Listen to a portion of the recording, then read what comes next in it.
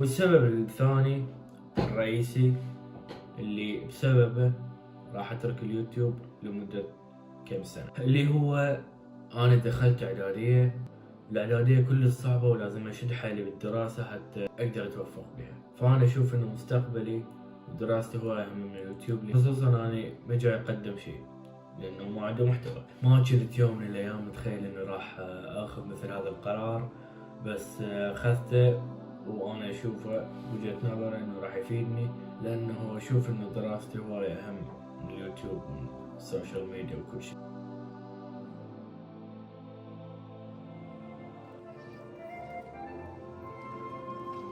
خاص المتوسط.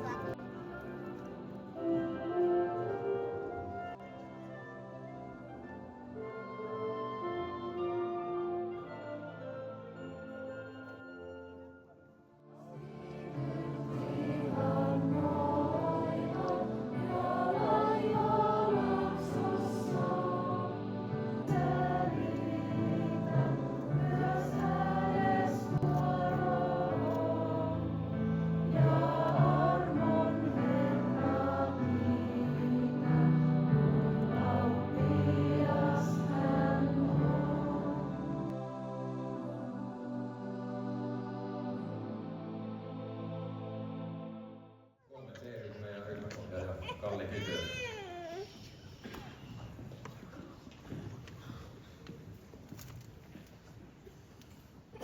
Hasim Abdullainen. Hasimille menee Heinolan Rotariklubi ry:n stipendi.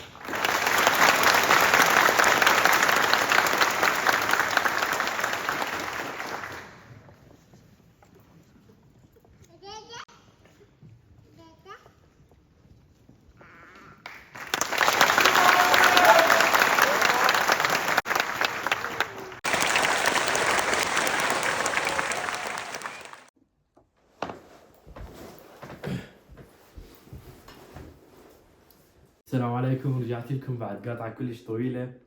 آخر مقطع نشرته قبل تقريبا شقد سنة ونص من انتهت السنة الثانية بالإعدادية. مثل ما لاحظت عنوان المقطع، تخرجت من الإعدادية وبالمونتاج راح أرتبها خلي مقاطع التخرج قبل الحكي اللي جاي أحكيه هسه.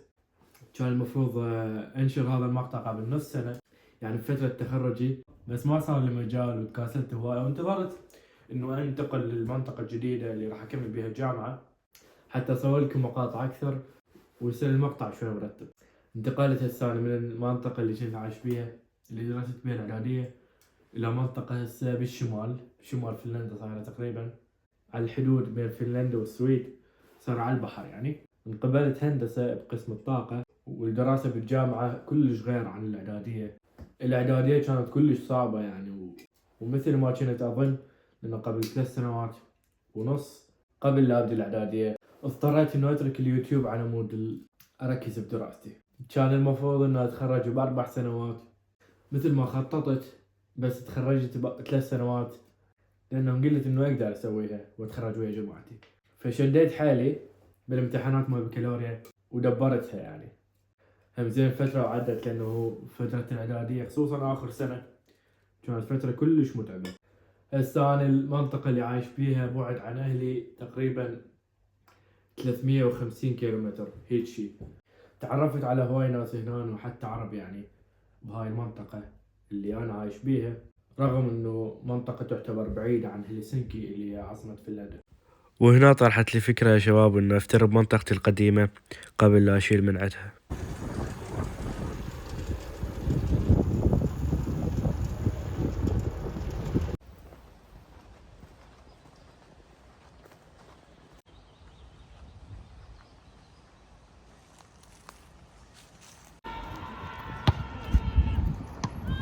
Vittu ihan ne.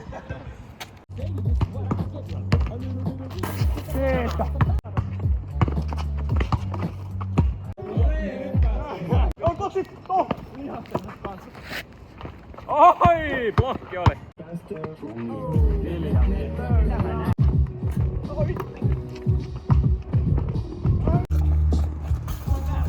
God damn! Niin ylös sitä palloa. Mitään naavaa. Sit kun ois laittaa. Ai joo. طبعا يا شباب لملمت كل الغراض حشيلهن.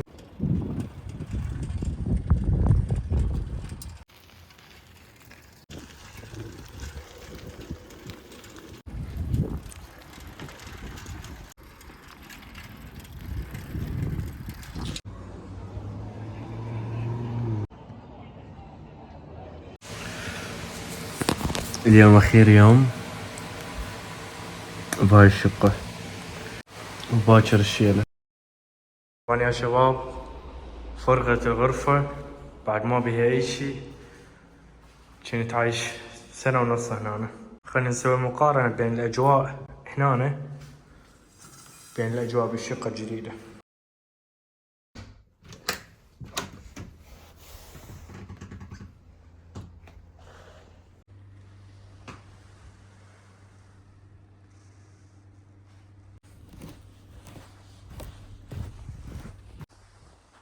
هذا البيت مالتي، طبعا هاي بيوت مشتركة. طبعا بهذا البيت اكو 4 مساكن وكل واحد له يعني مخرج الخاص، فاني عايش هنا. يعني هنا بالشمال، هنا بالشمال هواية ابرد من المنطقة كنت عايش بيها مع الثلج.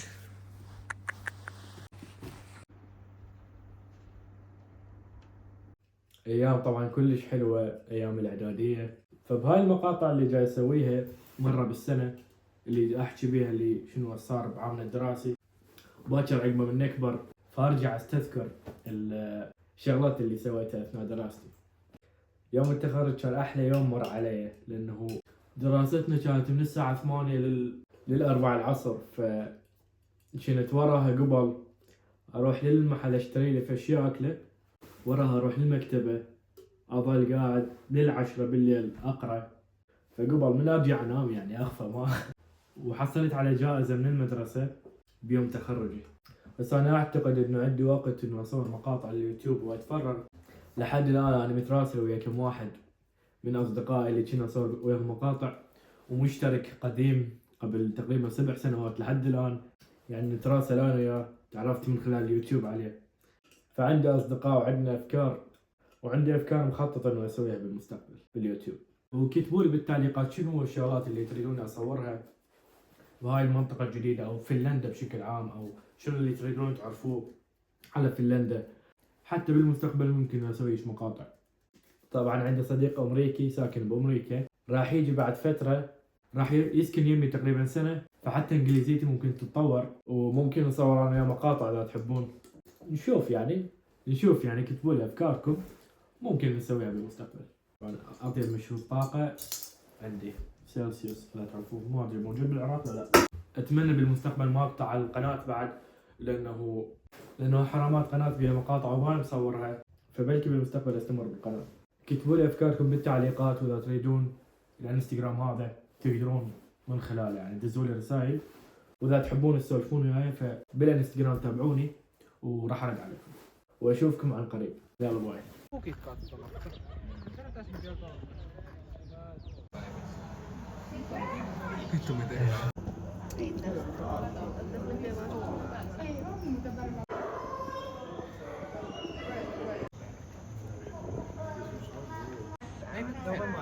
Kelpi konnia missä?